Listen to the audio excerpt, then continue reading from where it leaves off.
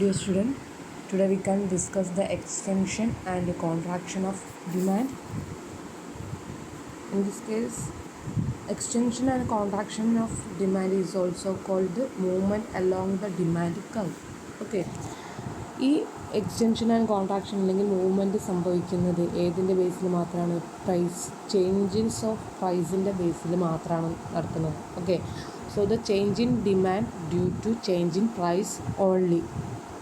Okay, then when other factors are remain constant. നമുക്കറിയാം ഡിമാൻഡിനെ determine ചെയ്യുന്ന ഡിഫറെൻറ്റ് ഫാക്ടേഴ്സ് ഉണ്ട്. ഇൻകം ആയാലും ടേസ്റ്റ് ആൻഡ് പ്രിഫറൻസ് അങ്ങനത്തെ കുറേ ഐറ്റംസ് ഉണ്ട്. എന്നാൽ ഇവിടെ എന്താണ് എക്സ്റ്റൻഷനും ഇതിൻ്റെ കേസിൽ എന്ത് മാത്രമാണ് ബാധിക്കുന്നത്? പ്രൈസ് എന്ന ഫാക്ടറിനെ മാത്രം ബാധിച്ചു കൊണ്ടിട്ട് ഡിമാൻഡ് കർവ് ഷിഫ്റ്റ് ചെയ്യുന്നതിനാണ് എന്ത് പറയുന്നത്? Extension and contraction of demand എന്ന് പറഞ്ഞിട്ടുള്ളത്. Okay, so the movement along the demand curve may be extension or contraction demand. Increasing demand due to fall in price is called extension of demand. Okay, increasing demand due to fall in price is called extension of demand. എന്ന് വെച്ചിട്ടുണ്ടെങ്കിൽ price കുറയുമ്പം എന്ത് കൂടുക? Demand കൂടുക. ആ പ്രതിഭാസത്തെയാണ് നമ്മൾ എന്ത് പറയുന്നത്? Extension of demand എന്ന് പറയുന്നത്. And decreasing demand due to increasing price is called contraction of demand എന്ന് പറഞ്ഞിട്ട് നമുക്ക് ഈ ഗ്രാഫ് ഒന്ന് കറക്റ്റായിട്ട് നമുക്ക് ആ പോയിന്റ് മനസ്സിലാക്കാൻ സാധിക്കും. പ്രൈസ് കൂടുമ്പം അവിടെ എന്ത് കൂടുന്നുണ്ട്? ആ OP1 എന്ന് പറഞ്ഞിട്ടുണ്ടെങ്കിൽ എന്താണ്?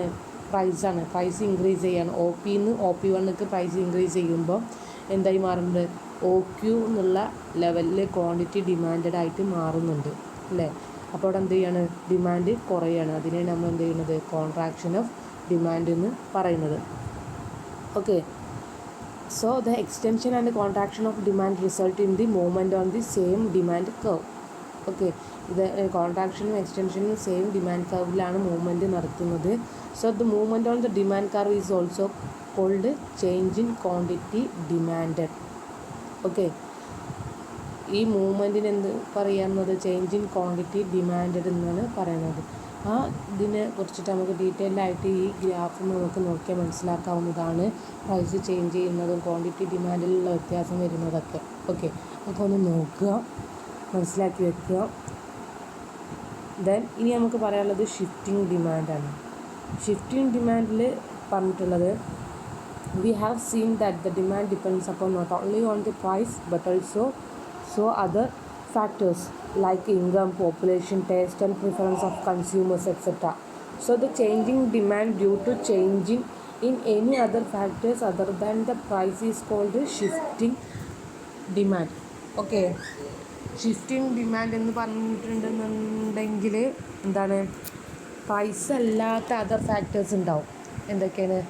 ഇൻകം എഫക്റ്റ്, നമ്മൾ പറഞ്ഞിട്ടുള്ള taste and preference, income effect, അങ്ങനത്തെ കുറച്ച് ഫാക്ടേഴ്സ് ഉണ്ടാവും.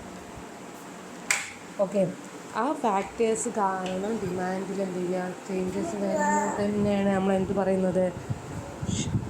ഷിഫ്റ്റിംഗ് ഡിമാൻഡ് എന്ന് പറയുന്നത്.